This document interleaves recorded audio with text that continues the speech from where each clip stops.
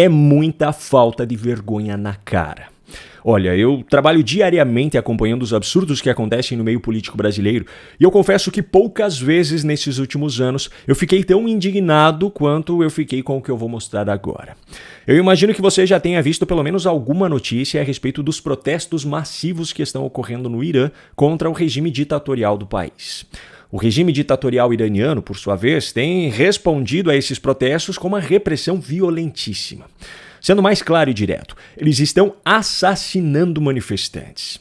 Notícias da noite de ontem, terça-feira, mostram que há organizações que contabilizaram mais de 2.400 pessoas mortas nesses protestos, e há outras que calculam que o número já passa de 3.000.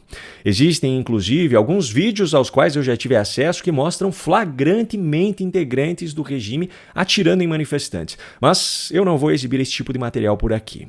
Só que ainda tem mais um ponto muito importante. O regime iraniano também está prendendo milhares de manifestantes e agora começou a julgá-los e condená-los à execução. Matéria de hoje, quarta-feira, 14 de janeiro. Irã diz que fará julgamentos rápidos e execuções de manifestantes presos. Inclusive, já está marcada para hoje a execução por enforcamento de Erfan Soltani, de apenas 26 anos. Por sinal, é importante ressaltar que esse tipo de prática é comum no país, não é uma exceção. Pois bem, agora vamos à manifestação do governo brasileiro diante dessa situação. Na tarde de ontem, o Ministério das Relações Exteriores do governo Lula publicou uma nota oficial à imprensa. O que é uma nota oficial? É um texto milimetricamente calculado. Quando um governo emite uma nota como essa, ele pensou em cada palavra que foi colocada ali. Então não há a menor chance de dar a desculpa de que uma frase foi mal colocada ou mal interpretada. Enfim, nessa nota, o governo Lula afirma inicialmente que acompanha com preocupação a evolução das manifestações que ocorrem desde o dia 28 de dezembro em diversas localidades do Irã. Perceba que o governo petista diz que está preocupado com a evolução das manifestações contra o regime ditatorial, mas não está nem um pouco preocupado com a repressão violenta do regime. O governo segue a nota dizendo que lamenta as mortes e transmite condolências às famílias afetadas, o que não muda em absolutamente nada a situação, não traz de volta a vida de ninguém, não conforta os familiares e não salva a vida de quem está em risco ainda. Mas agora vem a pior parte. Ao sublinhar que cabe apenas aos iranianos decidir de maneira soberana sobre o futuro de seu país, o Brasil insta a todos os atores a se engajarem em diálogo pacífico, substantivo e construtivo. Para começo de conversa, a população iraniana não tem como decidir o futuro do país de forma pacífica, pois aquilo não é uma democracia, é uma ditadura teocrática. Existem eleições para definir o presidente e o parlamento, mas todos estão submetidos ao poder do líder supremo, o Ayatollah, o comandante da ditadura, que não é escolhido pelo povo. Hoje o Ayatollah é Ali Khamenei, e o seu regime tem poder para vetar leis aprovadas pelo parlamento e também barrar candidaturas de quem não esteja alinhado ao regime. Ou seja, o povo não consegue definir nada. Só que o posicionamento do governo Lula nessa nota tem uma explicação, e ela tem muito mais a ver com os Estados Unidos do que com o Irã ou com o Brasil. O governo Lula está mandando mais uma indireta para o governo Trump ao reforçar a narrativa de soberania nacional, a mesma que foi adotada contra as sanções às autoridades brasileiras e, mais recentemente, em resposta à captura de Nicolás Maduro na Venezuela, outro comandante de uma ditadura para o qual o governo Lula passa pano até hoje. A perversidade por trás dessa nota fica ainda mais evidente quando fazemos uma comparação muito simples. Em abril do ano passado, Lula concedeu asilo político à ex-primeira-dama do Peru, Nadine Heredia, quando ela foi condenada pela justiça peruana à prisão por lavagem de dinheiro em um caso relacionado, inclusive, à brasileira Odebrecht. A justificativa foi de que se tratava de um asilo humanitário, porque Nadine estava tratando uma doença. E na ocasião, o governo Lula mandou até um avião da Força Aérea Brasileira para buscá-la.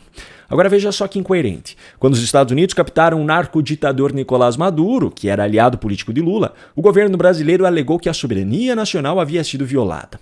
Quando o regime ditatorial iraniano executa cidadãos pelo simples ato de manifestarem contra o regime, a soberania nacional precisa ser respeitada. Quando uma aliada política é condenada pela justiça do Peru, aí a soberania nacional do Peru simplesmente não importa. Agora, cá entre nós, o posicionamento do governo Lula passando pano para a repressão do Irã aos manifestantes contrários ao regime não surpreende em nada. Afinal, aqui no Brasil, manifestantes contrários a quem está no poder também foram presos, condenados e, no fim das contas, só não são executados imediatamente, mas as suas vidas vão sendo sugadas lentamente.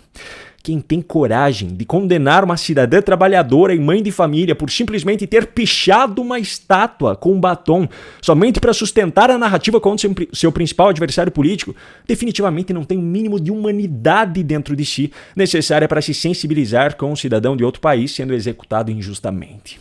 A verdade está desenhada na nossa cara. Lula e seus aliados nunca prezaram pelo Brasil, pela democracia, pela justiça social, pelos direitos humanos ou por qualquer outra pauta supostamente defendida por eles. Essa turma só quer sugar, só quer tirar proveito da ignorância de uma grande parcela da população brasileira e da inércia de outra grande parcela. Para que o Brasil se transforme em algo parecido com o Irã, sinceramente, não falta muito. Para tornar essa situação ainda mais irônica, enquanto essa nota era publicada, Lula estava dando lição de moral em um evento em Brasília. Isso é possível ser feito quando a gente aprende a conviver democraticamente na diversidade.